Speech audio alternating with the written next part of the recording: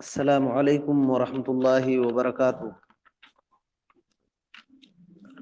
الحمد للہ وحدہ والصلاة والسلام علی من لا نبی بعد واشہد ان لا الہ الا اللہ وحدہ لا شریک لہ واشہد ان محمدا عبدہ ورسول ارسلہ بالحق بشیرا ونذیرا وداعیا الی اللہ باذنہ وسراجا منیرا۔ قال اللہ سبحانہ وتعالی وَإِذْ نَادَى رَبُّكَ مُوسَى او کما قال سبحانہ وتعالی۔ تمام قسم کی تعریف توصیف اللہ تعالیٰ ہی کے لیے ہے، عبادتیں سب اللہ رب العالمین ہی کے لیے ہیں، اور تمام نبیوں رسولوں پیغمبروں پر اللہ تعالیٰ کی رحمتیں برکتیں نازل ہوں، خاص کر کے ہمارے آخری نبی جناب محمد الرسول اللہ صلی اللہ علیہ وسلم پر، جن کے ذریعے سے ہم کو روشن راستہ، صحیح دین اور صحیح طریقہ معلوم ہوا ہے۔ میرے بھائی اور بزرگوں، دوستو، ہم سبھی کو معلوم ہے کہ ہم لوگ امام احمد بن حنبل رحمۃ اللہ علیہ، امام اہل سنہ والجماعہ کی کتاب اصول السنہ، اللہ رب العالمین کی توفیق، اسی کے فضل سے پڑھ رہے ہیں، اس کو سمجھنے کی کوشش کر رہے ہیں۔ تو بات ہم لوگوں کی آئی تھی اللہ رب العالمین کو دیکھنے کے تعلق سے، دین کے اندر جھگڑا لڑائی کرنے کے تعلق سے دلیل آ جانے کے بعد اس کا کیا حکم ہے وغیرہ۔ آج ہم لوگ اور ایک اصول اہم پڑھیں گے۔ امام احمد بن حنبل رحمۃ اللہ علیہ فرماتے ہیں کہ والقرآن کلام اللہ وليس بمخلوق ولا يزعف ان يقول ليس بمخلوق قال فإن كلام الله ليس ببائن منه وليس منه شيء مخلوق وإياك ومناظرة من أحدث فيه ومن قال باللفظ وغيره ومن وقف فيه فقال لا أدري مخلوق أو ليس بمخلوق وإنما هو كلام الله فهذا صاحب بدعة مثل من قال هو مخلوق وإنما هو كلام الله ليس بمخلوق۔ یہ امام احمد بن حنبل رحمۃ اللہ علیہ نے ذکر فرمایا ہے۔ اس کا مفہوم کیا ہے؟ فرماتے ہیں کہ قرآن مجید جو ہے اللہ کا کلام ہے، مخلوق نہیں ہے۔ یہ ایک اہم نقطہ ہو گیا۔ نقطے کو سمجھیں، بہت باریک اور اہل سنت والجماعت کے عقیدوں میں سے بہت ہی اہم عقیدہ، جس کی وجہ سے اس کو نہ سمجھنے کی وجہ سے امام احمد بن حنبل رحمۃ اللہ علیہ کے زمانے میں بہت سارے لوگ گمراہ ہو گئے تھے، بہت سارے لوگ گمراہ ہو گئے تھے۔ فرماتے ہیں کہ القرآن کلام اللہ ولیس بمخلوق، کہ قرآن اللہ کا کلام ہے، مخلوق نہیں ہے۔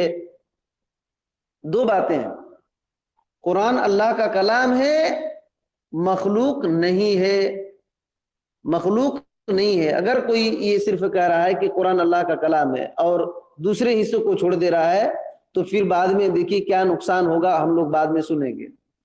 تو یہ بات ہے کہ قرآن اللہ کا کلام ہے، مخلوق نہیں ہے۔ پھر فرماتے ہیں کہ وَلَا يَزْعُفُ أَن يَقُولَ لَيْسَ بِمَخْلُوق، کوئی آدمی یہ کمزور نہ ہو جائے، یہ کہنے میں کمزور نہ ہو، لیس بمخلوق، لیس بمخلوق کہنے میں کمزور نہ ہو، جھجک محسوس نہ ہو۔ یہاں جو بات ہے کہ قرآن اللہ کا کلام ہے، لیس بمخلوق، مخلوق نہیں ہے، مخلوق نہیں ہے، تو مخلوق نہ ہونے کے کہنے میں جھجک محسوس نہ کرے، بلا جھجک، بلا کمزوری کے یہ کہیں کہ قرآن مخلوق نہیں ہے، غیر مخلوق ہے۔ اس بات کو سمجھیے، اس بات کو سمجھیے کہ امام احمد بن حنبل رحمۃ اللہ علیہ مضبوطی دلا رہے ہیں کہ کوئی آدمی یہ کہنے میں کمزور نہ پڑ جائے کہ قرآن مخلوق، قرآن کے مخلوق کے انکار کرنے میں وہ کمزور نہ پڑ جائے۔ بلکہ یہ کہے کہ قرآن کلام اللہ ہے اور مخلوق نہیں ہے، غیر مخلوق ہے۔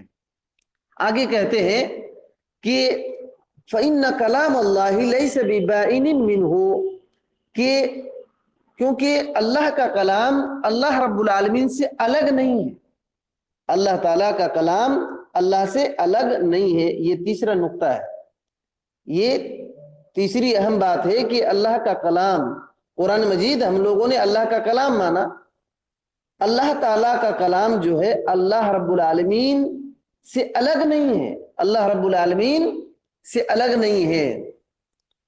اور وَلَيْسَ مِنْهُ شَيْءٌ مخلوق، اللہ رب العالمین سے جو الگ نہیں ہے وہ مخلوق بھی نہیں ہے۔ اللہ رب العالمین کا کلام اللہ سے الگ نہیں ہے، اتنی بات سمجھیے، اللہ رب العالمین کا کلام اللہ سے الگ نہیں ہے، اور کوئی بھی مخلوق جو ہے، کوئی بھی مخلوق اللہ رب العالمین سے نہیں ہے، اللہ رب العالمین کا حصہ وغیرہ نہیں ہے۔ فرماتے ہیں آگے چوتھی بات فرماتے ہیں وَإِيَّاكَ وَمُنَاظَرَةَ مَنْ أَحْدَثَ فِيهِ، اس معاملے میں جو نئی نئی باتیں بدعتیں ایجاد کرتے ہیں ان سے مناظرہ کرنے سے بچے رہو۔ جو قرآن مجید کے تعلق سے، مخلوق غیر مخلوق کے تعلق سے کوئی نئی باتیں جو بیان کرتے ہیں، بدعتیں ایجاد کرتے ہیں، ان سے مناظرہ کرنے سے بچے رہو۔ ومن قال باللفظ او غیرہ، اور جو قرآن مجید کے بارے میں لفظ وغیرہ کے بارے میں بات کرتا ہے تو اس سے مناظرہ کرنے سے بچے رہو۔ یہ بات آگے سمجھ میں آئے گی، ابھی بہت سارے لوگوں کو کچھ سمجھ میں نہیں آ رہا ہے۔ اور پھر فرماتے ہیں ومن وقف فیہ، جو آدمی اس میں توقف اختیار کرے، توقف اختیار کرے۔ کیسے توقف اختیار کرے؟ جو آدمی یہ کہے کہ لا ادری مخلوق او لیس بمخلوق، جو آدمی یہ کہے کہ قرآن مجید مخلوق ہے یا غیر مخلوق ہے مجھ کو معلوم نہیں ہے، حالانکہ وہ کہہ رہا ہے کہ قرآن اللہ کا کلام ہے۔ دیکھیے سمجھیے اس کو، حالانکہ کوئی یہ کہہ رہا ہے کہ قرآن اللہ کا کلام ہے لیکن مخلوق ہے یا غیر مخلوق ہے مجھ کو پتہ نہیں، تو امام احمد بن حنبل رحمۃ اللہ علیہ فرماتے ہیں فہذا صاحب بدعت، یہ بدعتی آدمی، یہ بدعتی آدمی ہے۔ اللہ اکبر، کتنی بڑی بات ہے۔ اللہ تعالیٰ سے دعا کرتے ہیں کہ اللہ تعالیٰ یہ باتیں ہم لوگوں کو سمجھنے کی توفیق دے۔ امام احمد بن حنبل رحمۃ اللہ علیہ کیا فرماتے ہیں کہ اگر کوئی آدمی قرآن مجید کو اللہ کا کلام تو کہتا ہے، اللہ کا کلام کہہ رہا ہے، لیکن یہ کہہ رہا ہے، توقف اختیار کر رہا ہے، توقف اختیار کر رہا ہے، بولے تو ٹھہر جا رہا ہے۔ کیسے ٹھہر رہا ہے؟ مخلوق اور غیر مخلوق کے کہنے میں ہمارا کیا عقیدہ ہے کہ ہم کیا کہتے ہیں؟ قرآن اللہ کا کلام ہے اور یہ مخلوق نہیں ہے، غیر مخلوق ہے۔ مخلوق بولے تو اللہ رب العالمین کے علاوہ جتنی بھی چیزیں ہیں سب مخلوق ہے، اللہ رب العالمین کے علاوہ جتنی بھی چیزیں ہیں سب مخلوق ہے، ہم سب انسان مخلوق ہے، پوری دنیا مخلوق ہے۔ اللہ رب العالمین کے علاوہ جو چیز دکھائی دے رہی ہے سب مخلوق ہے۔ تو ہمارا یہ کہنا ہے کہ قرآن جو ہے اللہ کا کلام ہے اور یہ مخلوق نہیں ہے، مخلوق نہیں ہے۔ تو جو آدمی ایک پارٹ کو مان رہا ہے، ایک حصے کو مان رہا ہے اور کہہ رہا ہے کہ قرآن اللہ کا کلام ہے، لیکن مخلوق اور غیر مخلوق میں خاموش ہو جا رہا ہے، تو امام احمد بن حنبل رحمۃ اللہ علیہ کہہ رہے ہیں کہ وہ بدعتی ہے، وہ بدعتی ہے۔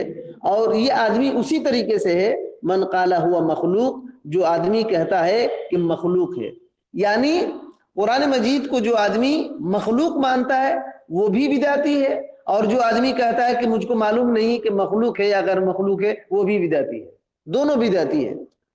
کون صحیح حق پر ہے؟ انما ہوا کلام اللہ لیس بمخلوق، یقیناً قرآن مجید اللہ کا کلام ہے، مخلوق نہیں ہے، یہ صحیح بات ہے۔ تو اس میں بہت ساری بات ہے، بہت ہی غور سے سننا پڑے گا، اور دعا کیجیے، دعا کیجیے یہ سب باتیں سمجھنے کے لیے اللہ رب العالمین سمجھ دے ہمیں، کیونکہ بہت سارے لوگوں کو یہ بہت کم سننے کی وجہ سے وہ دماغ سے بہت دور اوپر سے چلی جاتی ہیں، یہ باتیں بہت اوپر سے چلی جاتے ہیں، وہ پکڑ نہیں پاتے۔ کیوں بولے تو یہ سب باتیں لوگ بتاتے نہیں، حالانکہ بہت خطرناک باتیں ہیں، اس سب کے معاملے میں بہت غور کر کے سننے اور سمجھنے کی ضرورت ہے۔ اور جو کتاب اللہ اور سنت رسول اللہ اور صحابہ اکرام، تابعین، اتباع التابعین، اور جو ان کے طریقے پر راستے پر چلنے والے علماء اعظام ہیں، انہوں نے جو کچھ بیان کر دیا ہے اس کے بارے میں، وہ کافی ہو جانا چاہیے، انہی کے راستے پر ہمیں ہونا چاہیے۔ تو ایک بار پھر میں سمجھانے کے لیے اشارتاً میں کہنا چاہوں گا، صحیح عقیدہ یہ ہے کہ قرآن مجید اللہ کا کلام ہے اور یہ مخلوق نہیں ہے، غیر مخلوق ہے، ایک بات۔ دوسری بات یہ ہے کہ کلام جو ہے، کلام یہ اللہ رب العالمین کی صفت ہے اور اللہ رب العالمین سے الگ نہیں ہے، اللہ رب العالمین سے الگ نہیں ہے۔ کیوں اس طریقے سے بات امام احمد بن حنبل رحمۃ اللہ علیہ نے کہا یہ بات الگ سے پھر بات آئے گی، تو اللہ رب العالمین کا کلام اللہ سے الگ نہیں ہے۔ اسی طریقے سے جو آدمی اللہ کے کلام کے بارے میں بات کر رہا ہے اور کوئی کہہ رہا ہے کہ قرآن کو تو ہم اللہ کا کلام مانتے ہیں لیکن لفظ کے بارے میں ہم کہتے ہیں کہ مخلوق ہے یا غیر مخلوق ہے، ایسے آدمی سے مناظرہ کرنے سے دور رہنے کی ضرورت ہے، دور رہنے کی ضرورت ہے۔ اسی طریقے سے جو آدمی یہ کہہ رہا ہے کہ اللہ کا کلام ہم مانتے ہیں قرآن کو لیکن غیر مخلوق نہیں مانتے بلکہ مخلوق مانتے ہیں، وہ بدعتی ہے۔ تو یہ موٹی موٹی کچھ باتیں ہیں۔ آگے چلیے تھوڑا سا ہم لوگ شیخ ربیع بن ہادی المدخلی حفظہ اللہ، اللہ رب العالمین ان کا سایہ ہمارے اوپر تادیر رکھے اور ان کی علم سے ہمیں فائدہ اٹھانے کی توفیق دے، انہوں نے جو شرح کیا ہے ان میں سے اہم جو باتیں ہیں ہم لوگ سمجھنے کی کوشش کرتے ہیں۔ ان میں سے کچھ باتیں شیخ ربیع بن ہادی المدخلی حفظہ اللہ فرماتے ہیں کہ هذا القضیۃ کما تعرفون قضیۃ خطیرۃ جدا، کہ یہ معاملہ یعنی قرآن مجید کے مخلوق ہونے کا معاملہ جیسے کہ تم لوگ جانتے ہو بڑا خطرناک معاملہ ہے، بڑا خطرناک معاملہ ہے۔ کون سا معاملہ؟ قضیۃ القول بخلق القرآن، قرآن کے مخلوق کی بات، قرآن مجید کے مخلوق ہونے کی بات جو ہے یہ بہت ہی خطرناک معاملہ ہے۔ کتنا خطرناک معاملہ ہے؟ قامت علیہا محنت عظیمت لأہل السنت والجماعت وعلی رأسہم الامام احمد، کہتے ہیں کہ اس کی وجہ سے یہ جو قرآن مجید کے مخلوق ہونے کی بات ہے اتنا خطرناک مسئلہ ہے، اتنا خطرناک معاملہ ہے کہ اسی کی وجہ سے اہل سنت والجماعت پر اور اہل سنت والجماعت کے سرغنہ امام احمد بن حنبل رحمۃ اللہ علیہ پر بہت بڑا امتحان پیش آیا، بہت بڑا امتحان پیش آیا۔ وبقع فیہا السجن اور والضرب والقتل، کہتے ہیں کہ اسی معاملے کی وجہ سے جیل جانا پڑا اور کوڑے کھانے پڑے، مار کھانے پڑے، اور پھر قتل ہوئے، بہت سارے لوگ قتل بھی ہو گئے۔ اتنا خطرناک معاملہ ہے کہ اس معاملے کی وجہ سے جیل جانا پڑا امام احمد بن حنبل رحمۃ اللہ علیہ، اور کئی علماء کرام کو، کئی اماموں کو جیل جانا پڑا، مار کھانا پڑا۔ امام بخاری رحمۃ اللہ علیہ نے ایک جگہ ذکر فرمایا ہے کہ اگر امام احمد بن حنبل رحمۃ اللہ علیہ کو جو کوڑے مارے جا رہے تھے کسی ہاتھی پر مارا جاتا تو وہ ہاتھی چنگھاڑتا، اتنا تیز کوڑے مارے جا رہے تھے، لیکن امام احمد بن حنبل رحمۃ اللہ علیہ پھر صبر کیے۔ تو وہی فرما رہے ہیں امام شیخ ربیع بن ہادی المدخلی حفظہ اللہ، کہتے ہیں کہ امام احمد بن حنبل رحمۃ اللہ علیہ کو اس معاملے میں جیل جانا پڑا، کوڑے کھانے پڑے، اور اس معاملے میں قتل بھی ہوئے، کئی لوگ قتل بھی ہوئے۔ کہتے ہیں کہ یہ معاملہ کون کیا، یہ فتنہ کون اٹھایا؟ کہتے ہیں قام بہذا الجہمیۃ والمعتزلۃ فی عہد المامون والمعتصم والواثق، کہتے ہیں کہ یہ معاملہ جو ہے اس کو انجام دینے والے جہمیہ اور معتزلہ تھے۔ کس کے زمانے میں؟ مامون، معتصم اور واثق، یہ تین خلفاء جو عباسی خلفاء تھے ان کے زمانے میں جہمیہ اور معتزلہ نے اس کو انجام دیا۔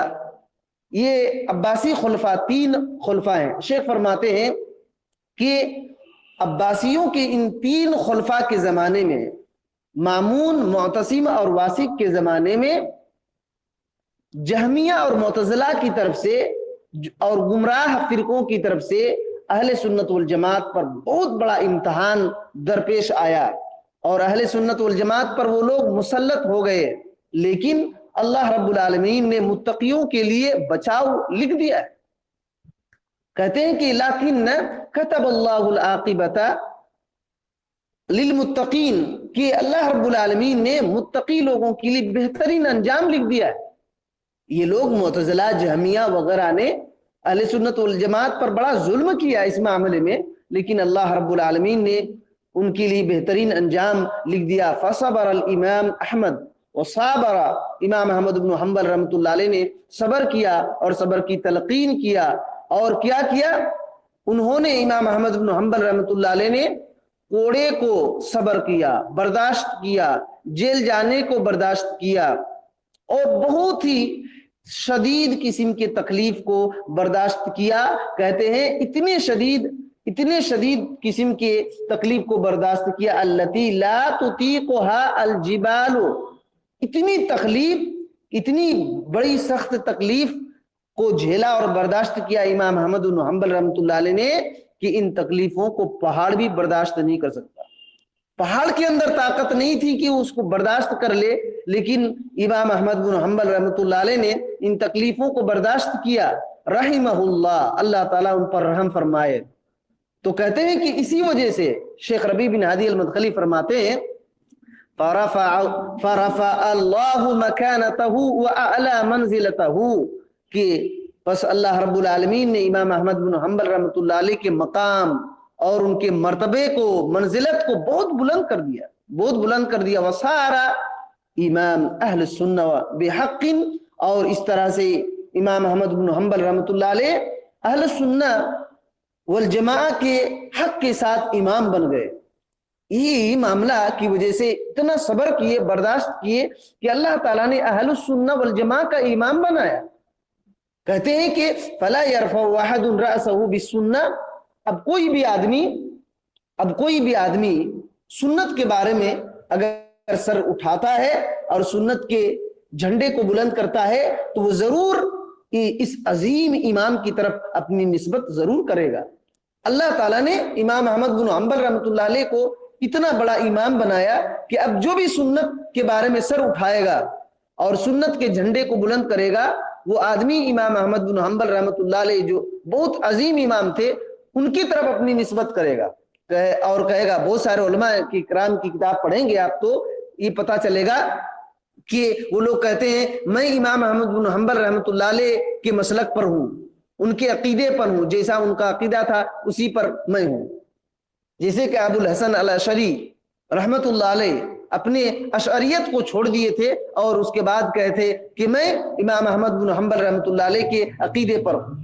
تو اللہ تعالیٰ نے امام احمد بن حنبل رحمۃ اللہ علیہ کا مقام اس طرح بلند کر دیا. شیخ ربیع بن ہادی المدخلی حفظہ اللہ فرماتے ہیں اعز اللہ الاسلام بابی بکر رضی اللہ تعالی عنہ یوم الردہ وباحمد یوم المحنہ کما قال بعض السلف. کہتے ہیں کہ اللہ رب العالمین نے اسلام کو عزت بخشا حضرت ابو بکر صدیق رضی اللہ تعالیٰ عنہ کے ذریعے سے.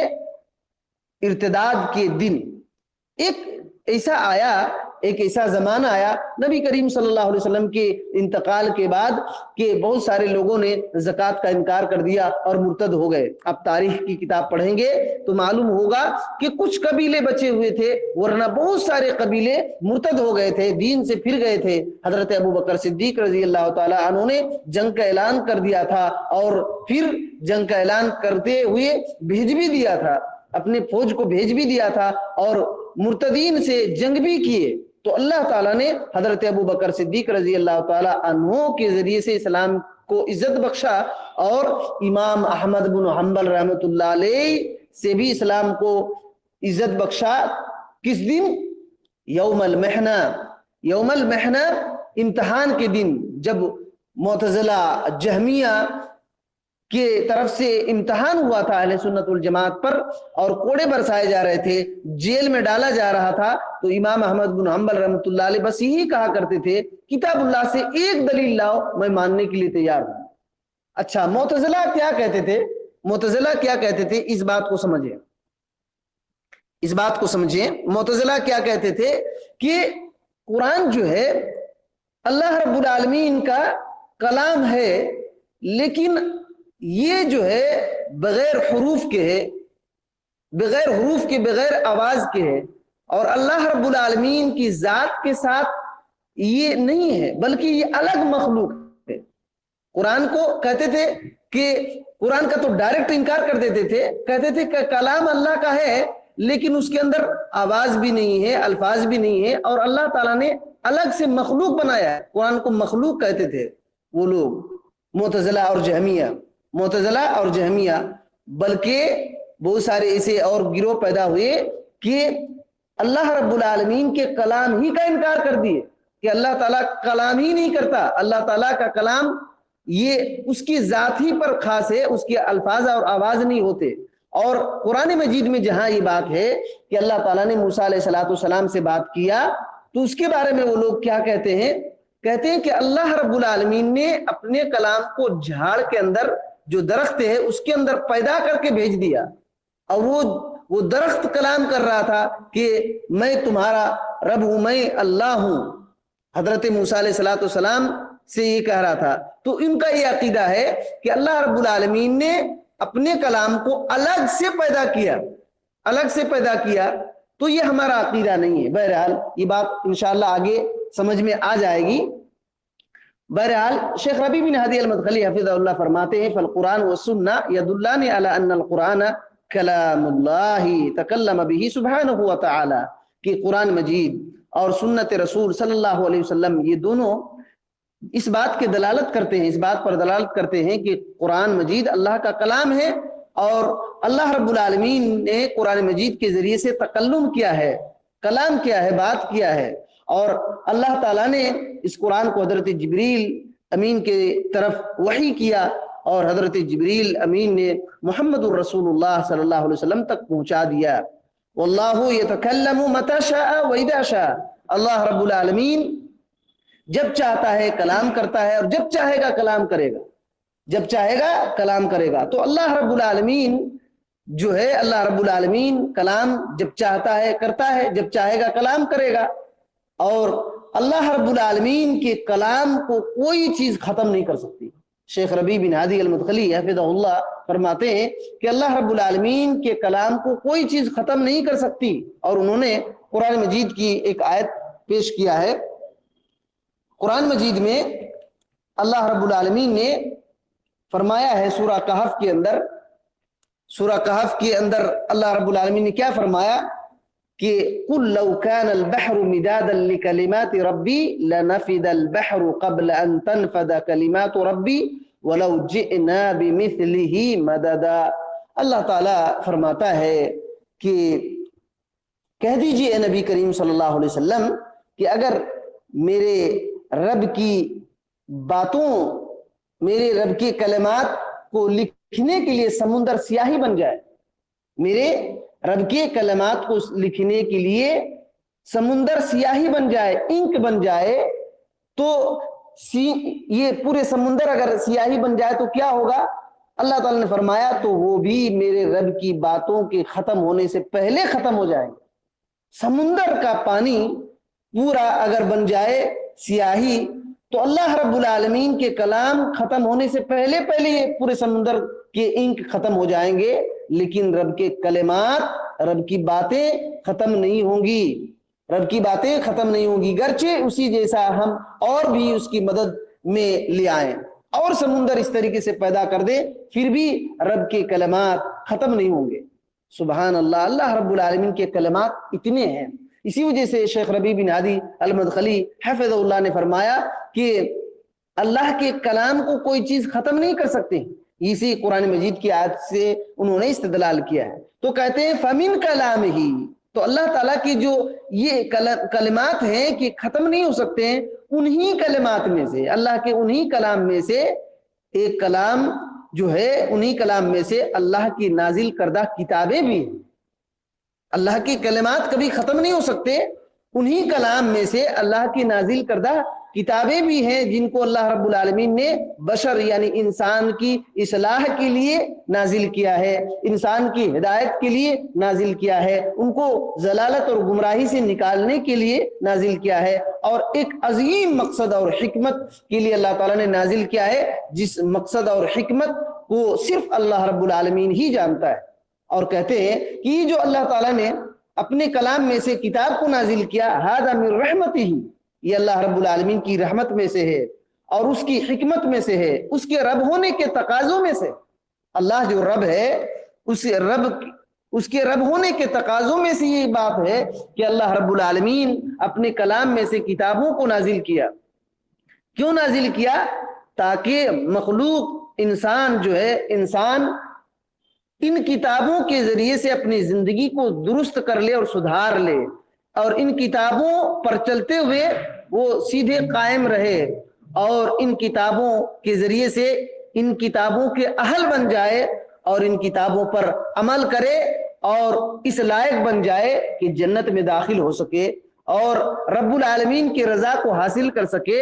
وَمَنْ خَالَفَهَا وَعَانَدَهَا تَقُومُ عَلَيْهِ الْحُجَّةُ، اللہ تعالیٰ نے کتابوں کو اس وجہ سے بھی نازل کیا کہ جو ان کتابوں کی مخالفت کرے گا، جو ان کتابوں کی دشمنی کرے گا ان کتابوں سے، تو ان پر حجت قائم ہو جائے گی، اور یہ کافرین اور متکبرین کی جو سزا ہے اس کے حقدار ہو جائیں گے۔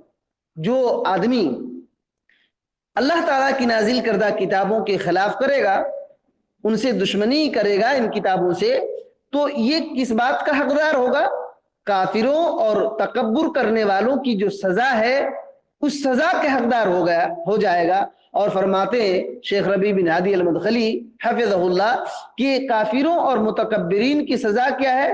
هو الخلود فی النار، وہ سزا جہنم میں ہمیشہ داخل ہونا ہے، جہنم میں ہمیشہ داخل ہونا ہے، جیسے کہ اس کے بارے میں اللہ رب العالمین نے فرما دیا ہے۔ تو یہ باتیں ہیں۔ اور آگے فرماتے ہیں کہ امام احمد بن حنبل رحمۃ اللہ علیہ نے کیا فرمایا؟ کلام اللہ، القرآن کلام اللہ۔ اس کی وضاحت فرماتے ہوئے شیخ ربیع فرماتے ہیں حفظہ اللہ، کہتے ہیں کہ اللہ تکلم بہ سبحانہ وتعالی، کہ امام احمد بن حنبل رحمۃ اللہ علیہ نے جو کہا ہے کہ قرآن اللہ کا کلام ہے، اس کا مطلب یہ ہے کہ قرآن کے ذریعے سے اللہ نے کلام کیا ہے، قرآن کے ذریعے سے اللہ نے کلام کیا ہے، اور جو اللہ رب العالمین نے کتابوں کو نازل کیا ہے وہ اللہ کے کلام ہیں، اللہ کے کلام میں سے ہیں جن کو اللہ نے اپنے بندوں کی طرف وحی کیا ہے، جیسے حضرت موسیٰ علیہ السلام سے کلام کیا، اور ہمارے نبی محمد صلی اللہ علیہ وسلم سے کلام کیا۔ اسراء کی رات آج لوگ منائیں گے، یہ منانا بدعت ہے، یاد رکھیے۔ یہ منانا معراج کی رات جو مناتے ہیں اس کی کوئی تاریخ متعین نہیں ہے، اور اگر متعین بھی ہو جائے، کوئی متعین بھی کرنے کی کوشش کرے، تو اس رات معراج کی رات میں جو لوگ جاگتے ہیں یہ بدعت ہے۔ بہرحال تو کہتے ہیں کہ معراج کی رات میں، اسراء کی رات میں اللہ تعالیٰ نے محمد الرسول اللہ صلی اللہ علیہ وسلم سے کلام کیا ہے، اور قیامت کے دن اللہ رب العالمین پکارے گا، کیا پکارے گا؟ این شرکائی، میرے شریک جس کو ٹھہرایا جاتا وہ کہاں ہیں، وہ کہاں ہیں؟ تو یہ بات جو ہے یہ کس کا رد کر رہے ہیں؟ یہ ان لوگوں کا رد کر رہے ہیں جو لوگ کہتے ہیں کہ اللہ رب العالمین کے کلام میں کوئی آواز نہیں ہوتی ہے، اللہ رب العالمین کے کلام میں کوئی حروف نہیں ہوتے ہیں۔ یہ ان لوگوں کا رد کر رہے ہیں، یہ ان لوگوں کا رد کر رہے ہیں۔ ہمارا یہ عقیدہ ہے کہ اللہ کے کلام میں حروف بھی ہیں، آواز بھی ہے۔ اسی وجہ سے حضرت موسیٰ علیہ السلام سے اللہ نے بات کیا تو ہم اس بات پر عقیدہ رکھتے ہیں، اس کو دوسرے لوگ الٹ دیتے ہیں کہ موسیٰ علیہ السلام نے اللہ تعالیٰ سے بات کیا۔ ہمارا کیا عقیدہ ہے کہ اللہ نے موسیٰ علیہ السلام سے بات کیا۔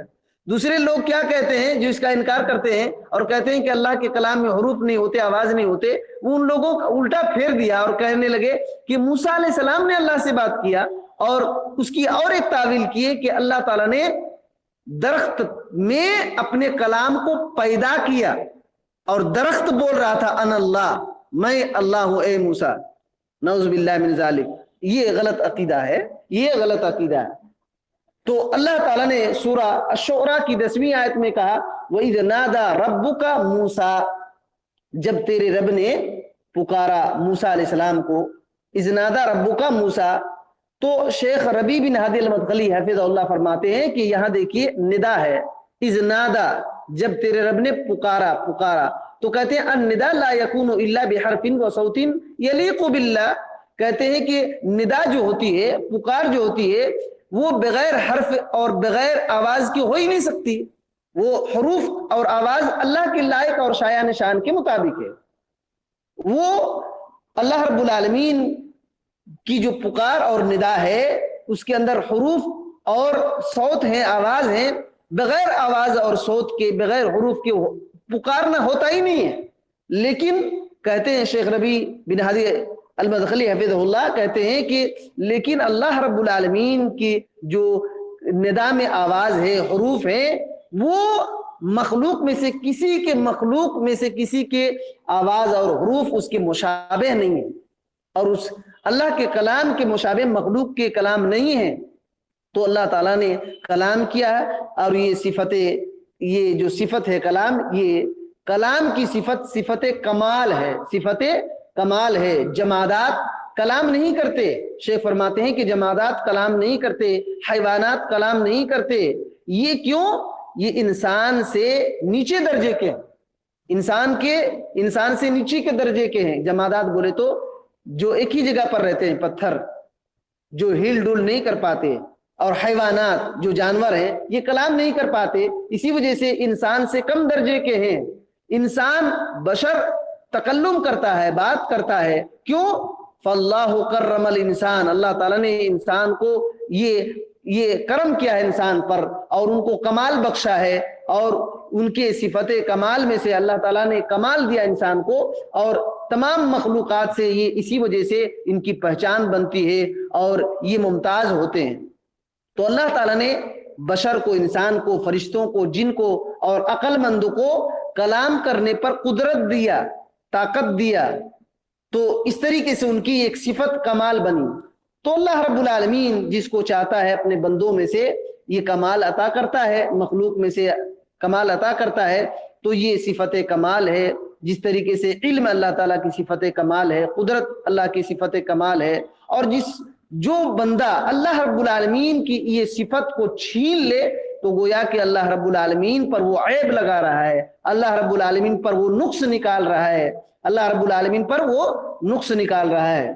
اور یہ اتنا خطرناک ہے کہ ایک لفظ سنیں، اس کے بعد انشاءاللہ آئندہ درس میں بات آئے گی۔ اللہ رب العالمین پر اتنا خطرناک یہ الزام اور عیب ہے کہ جیسے کہ قریش کے کافر نے کہا، قریش کے کافر نے کیا کہا؟ سورہ المدثر کی 25ویں آیت آپ دیکھیں، ان ھذا الا قول البشر، قرآن مجید کے بارے میں کہا کہ یہ تو صرف انسان کا قول ہے۔ قرآن مجید کے بارے میں کیا کہا؟ کہ یہ قرآن انسان کا قول ہے۔ تو اللہ تعالیٰ نے کیا کہا؟ سأصلیہ سقر، ہم اس کو عنقریب جہنم کے گڑھا سقر میں ڈال دیں گے۔